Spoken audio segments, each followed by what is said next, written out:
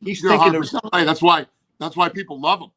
right. And you know, every time Hunter and Mick pick up the phone and call this guy, he never says no. Right. Never says no. Never any pushback with this guy. Never any. I mean, he's the type of fighter that fighters are fans of. That's the type of guy he is. Yeah, and that's why people love him. Right. So, and that's what I'm asking you. So Ankalaev was fighting Alexander Rakic. You made that fight maybe 2.5 weeks before you made Rountree versus Alex. And we did too. But just the is that the reason why you made the fight as opposed to Ankalaev? Bem-vindos ao canal Clips MMA. Em entrevista para o jornalista Kevin Iole, Dana White foi colocado contra a parede ao ser questionado o porquê não casou a luta entre Alex Poatan e o Ankalaev, além, claro, de ter falado sobre vários outros assuntos relacionados ao Poatan, sua trajetória, recordes e uma possível luta no boxe. Vamos conferir, já se inscrevam aí no canal e bora! Alex Pereira is defending, Alex Pereira will have fought probably 50 times by the time Conor McGregor gets back into action. And Alex is defending his belt against number 8, KHALIL Rountree.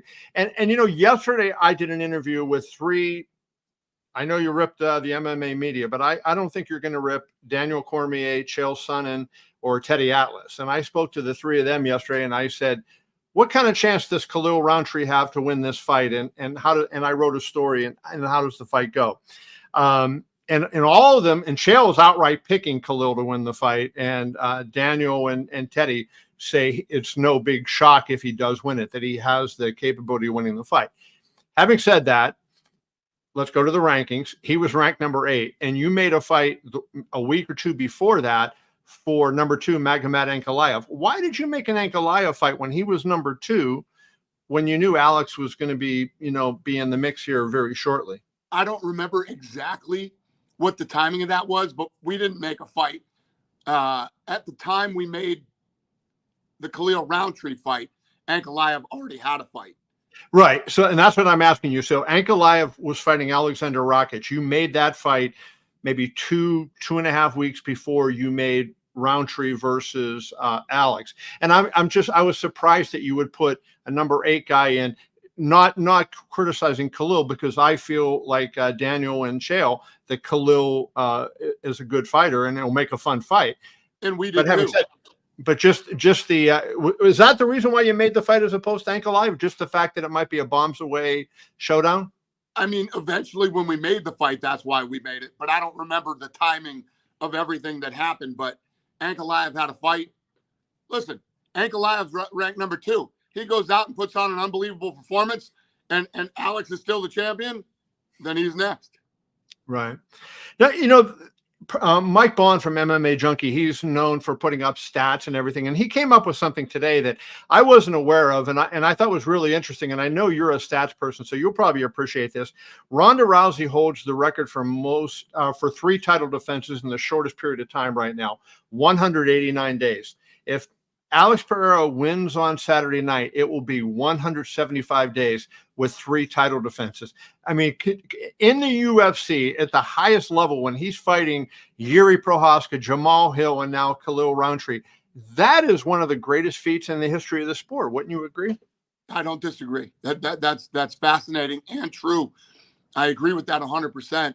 And if you look at, again, the fact that he came from kickboxing and was able to accomplish everything he's accomplished in such a short amount of time, it really is awesome. I know you had said previously, Dana, that, you didn't see it. You thought he might struggle on the ground and that type of thing. And that's a natural reaction. I think everybody thought that. What was the first fight that Alex fought that you said, dude, this guy may be somebody, like he may be a special fighter? Well, I felt the same way about Israel too. Mm-hmm. When Israel came in, I thought he was going to have a lot of problems with somebody who could wrestle really well and strike. But both of them, I mean, what's even crazier when you look at the 2 guys and, their history together, and that they both come into the UFC, dominate, and fight each other again multiple times. It's a fascinating story. I mean, this could be a 30 for 30. It's Right. such a cool story. But I mean, I would have to say, as soon as the guy started to break into the top 5, you start to go, holy shit, now he's going to do it too. And yeah, no, it really is fascinating, the history between these two, and coming from one style like kickboxing and being able to dominate the way that they both have. I don't mean to take anything away from Alex by talking about Izzy, but those two are always going to be connected for the rest of their lives. Of course, yeah, how much they fought each other and everything that they did. And you know, the thing I love about Alex, like, you know, he's talking about making history, and you know, he said to ESPN, I believe it was it was the Schmo. He said it. He said to the Schmo that he wants to go back to 185 and fight Dricus if he's successful against KHALIL. And he said the weight cut was tough before, but he's had a rest and he hasn't had to cut weight, and he wants to go back. Just the fact that he thinks that way, right? That's kind of what separates him from a lot of other guys, right? He's thinking of right. That's why people love him. Right. And you know, every time Hunter and Mick pick up the phone and call this guy, he never says no. Right. Never says no. Never any pushback with this guy.